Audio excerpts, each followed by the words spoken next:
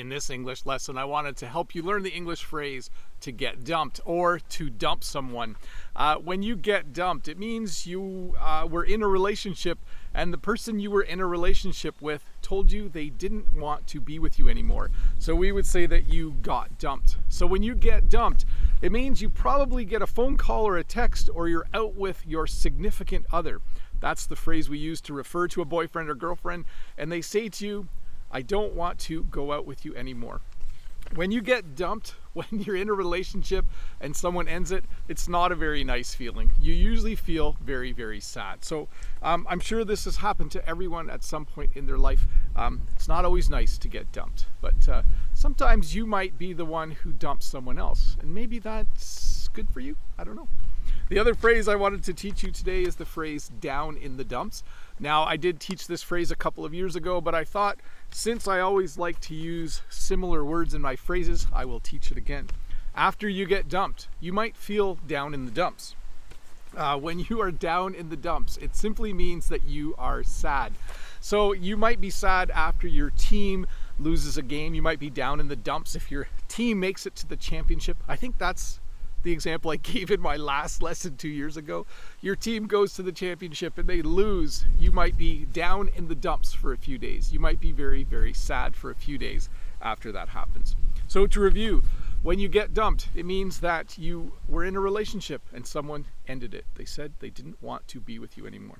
And then because of that, you might be sad. You might be feeling down in the dumps. When you're down in the dumps, you just aren't having a good day. You're not happy. It's not a good thing. I'm not down in the dumps very often, but it does happen sometimes. But hey, let's look at a comment from a previous video. This comment is from Andre.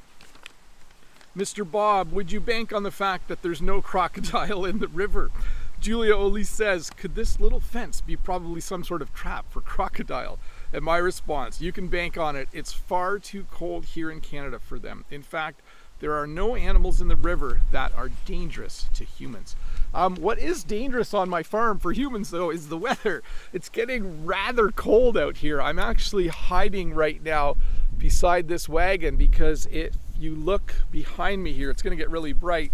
You can see the wind is blowing the trees quite a bit. If we look this way, maybe you can see it a little bit more. Let's go for a bit of a walk, and you can see some of the fall colors. So it's definitely fall here. It's definitely getting a little bit chillier.